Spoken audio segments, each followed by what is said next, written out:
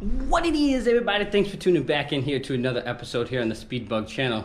Appreciate y'all sticking it out with me, and haven't made quite a bit of videos as I have in the past, but we're gonna get back to it. I've been kind of busy with work, doing a lot of other things, a lot of other improvements, and things that just need to be taken care of a little bit in life, so I had to put the camera down for a little bit. But enough of that, and on to the meat and potatoes of this video, and we are talking not about that.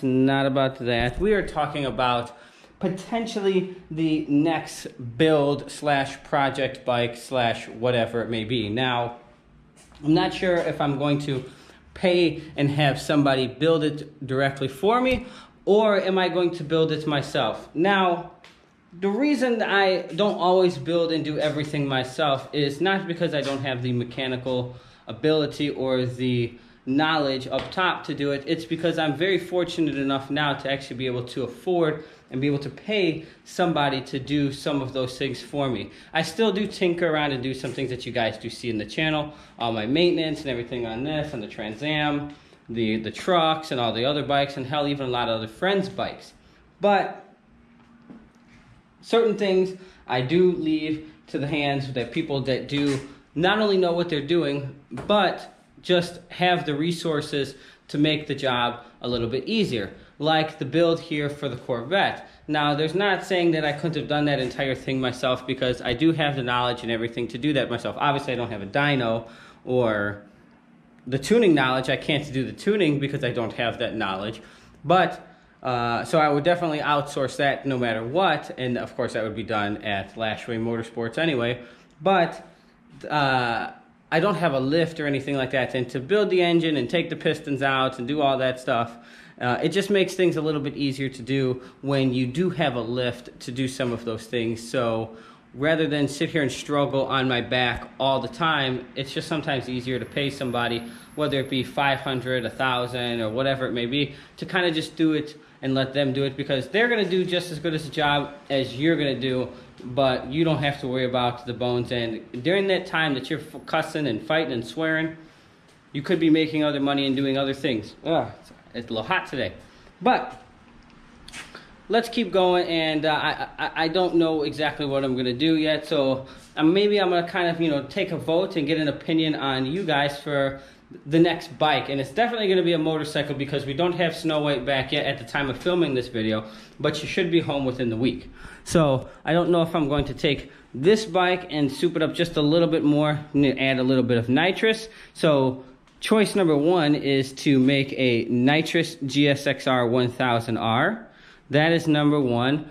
A lot of other individuals say I should buy an H2 and build that. So that would inquire with like supercharger gears, intercooler, hell, maybe even some nitrous. And of course, if I'm going to go the H2 route, it's definitely going to have a longer swing arm and all that stuff. It's not going to be stock wheelbase or anything like these bikes, because I'm definitely going to be drag racing this motorcycle. And of course, all the other supporting mods that's going to go along with it. But since that bike is already forced induction, the nitrous isn't, the bigger key. I can do the supercharger, the intercooler, flash, and all that, and make well in over the 250 horsepower at the wheel mark. So that is option number two. And the third option is I have to stick with my roots and stick with Suzuki. And I'm thinking of also building a turbo Hayabusa. Now, I've ridden a turbo bike, never owned a turbo bike, and I think it would be really cool. Now, the turbo bike that I rode wasn't as powerful as the one that I would want to be building, but I would say somewhere in the neighborhood of 300 plus rear wheel horsepower on the turbo bike. It would be a Hayabusa. It would not be a GSXR 1000 or anything like that. It would definitely be a Hayabusa, probably like an 8-over arm, definitely lowered and all that, and it would definitely be set up purposely to do one thing only, and that's go fast in a straight line. So I'm not looking to turn, drop any knees or anything like that. It's not going to have the tire that this bike has on. It's going to have more of a flat tire on it, because it's going to spend its time at the racetrack. So I'm kind of thinking and going back and forth on exactly what bikes that I actually want to do. I'm not saying any of these are definitive, but I'm starting to get the itch, you know, that I would like another major project bike and would like to build something, because I just have the itch and I just want to build another motorcycle because it's fun. Hell, to be honest with you, I even thought about doing a Turbo Grom, but there is someone that has done that, and I am not going to do that. So we're going to keep going and surpass the Turbo Grom. So now that we've kind of ruled out the Turbo Grom, that's not going to happen. So let's recap.